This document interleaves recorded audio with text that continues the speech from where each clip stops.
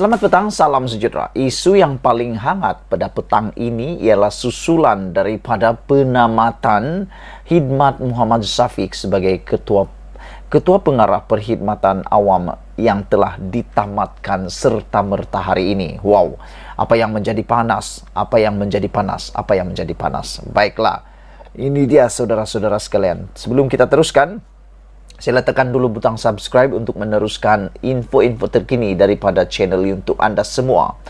Selepas Ketua Pengarah Perkhidmatan Awam ini ditamatkan perkhidmatannya serta-merta hari ini, apa yang panas dan berlaku ialah beliau secara beraninya mahu menyaman kerajaan. Wow, bekas Ketua Pengarah yang telah diberhentikan ini mahu menyaman kerajaan, saudara-saudara sekalian.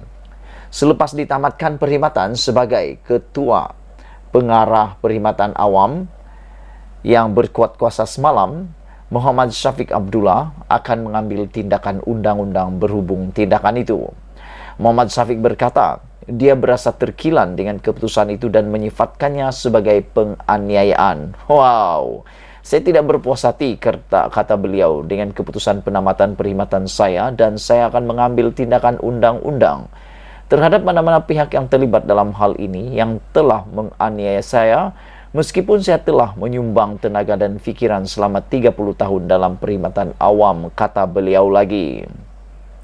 Sungguh pun demikian, saya juga mengambil kesempatan untuk menasihati semua pegawai awam menumpahkan taat setia kepada Seri Paduka Baginda yang di-Pertuan Agong dan kerajaan yang memerintah, memegang prinsip berintegriti, tiada rasuah dan mendahulukan kesejahteraan rakyat, kata beliau. Demi menjaga nama baik dan kepentingan anggota perkhidmatan awam, keputusan kerajaan ini akan diteliti secara mendalam. Sekiranya sesuai dan perlu semiakan perundangan, akan dilakukan, katanya, kepada kenyataan hari ini. Terdahulu, Malaysia kini melaporkan bahawa kerajaan memutuskan untuk menamatkan perkhidmatan Muhammad Syafiq sebagai KPPA berkuat kuasa 12 Disember.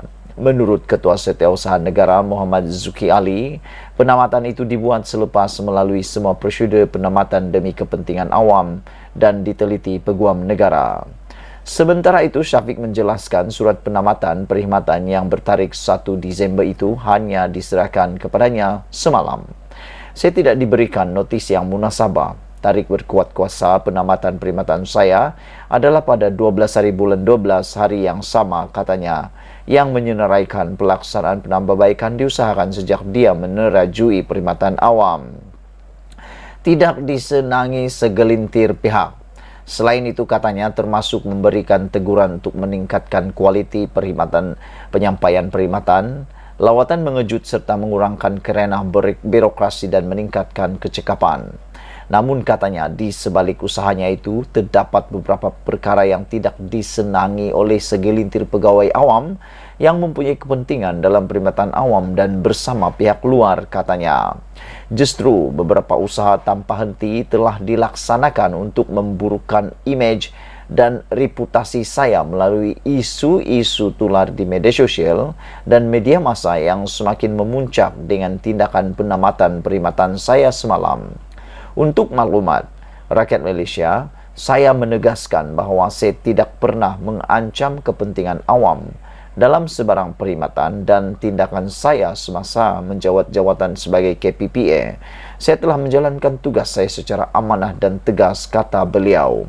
Tambahnya, dia juga berdepan dengan kekangan menjalankan tugasnya dengan efisien ketika menyandang jawatan tersebut, terutamanya berhubung kenaikan pangkat perkhidmatan awam. Sejak saya menjawat jawatan Ketua Pengarah Perkhidmatan Awam ini, terdapat usaha untuk menghalang saya bertindak dengan efisien dan segera apabila beberapa mesyuarat penting kenaikan pangkat telah ditangguh oleh Ketua Setiausaha Negara sebagai Tuan Pengerusi Mesyuarat, seperti mesyuarat lembaga kenaikan pangkat perkhidmatan awam. Saya juga tidak boleh membuat keputusan sewenangnya untuk melantik dan memberikan kenaikan pangkat pegawai awam, kerana ianya perlu melalui mesyuarat lembaga, katanya. Justru itu, dia berkata, Kelewatan mengadakan mesyuarat lembaga telah menyebabkan banyak jawatan penting yang kosong dalam sektor awam tidak diisi dengan segera, terutamanya di peringkat pengurusan tertinggi kementerian atau agensi. Sebelum ini, satu portal berita melaporkan bahwa pendapatan itu berdasarkan nasihat lembaga disiplin. Keputusan itu dikatakan dibuat sebelum pilihan raya umum ke-15. Akaun Facebook dengan nama Harapan Malaysia menyebarkan surat penamatan itu dan didakwa dikeluarkan kepada Syafiq dalam sebuah kumpulan bernama Pakatan Harapan Malaysia malam tadi. Harapan Malaysia mendakwa Syafiq melanggar banyak peraturan perkhidmatan awam. Bagaimanapun, Syafiq dalam kenyataannya berkata dia ikhlas dan jujur dalam melaksanakan tugasnya. Saudara-saudara sekalian, Ketua Setiausaha Negara juga, iaitu Muhammad Zuki Ali, berkata penamatan itu dibuat selepas melakukan semua prosedur penamatan demi kepentingan awam. Penamatan itu adalah selaras dengan Peraturan 49 dalam kurungan 3 Peraturan-Peraturan Pegawai Awam, Kelakuan dan Tata Tertib dan dibersarakan mengikut subsection Akta Pencen. Keputusan ini diambil setelah melalui semua prosedur bagi PDKA dan telah diteliti keteraturannya oleh Jabatan Peguam Negara.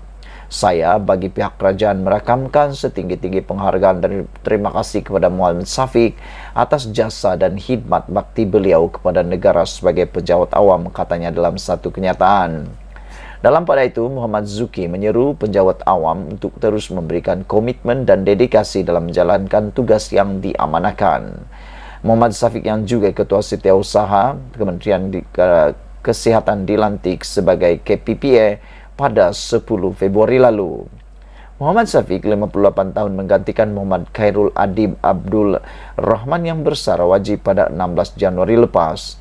Untuk rekod, pada Ogos lalu, Muhammad Syafiq mencuri perhatian apabila didakwa mengeluarkan kata-kata kesat terhadap seorang pegawai kanan imigresen di lapangan terbang antarabangsa Kuala Lumpur. Jabatan Perkhidmatan Awam mendakwa Muhammad Syafiq telah menegur pegawai Jabatan Imigresen, terutama ketua operasinya James Lee, berhubung dakwaan melanggar prosedur pemeriksaan. Sebaliknya, Presiden Kesatuan Perkhidmatan Imigresen Semenanjung Malaysia KPISM,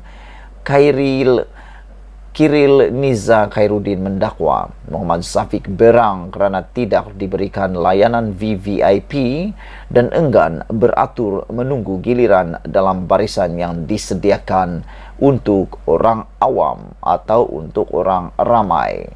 Itulah dia, saudara-saudara sekalian, apa yang berlaku apabila KPPA dipecat, diberhentikan secara saraan. Sekian dulu untuk kali ini. Jangan lupa tinggalkan komen dan tekan butang subscribe. Bye-bye.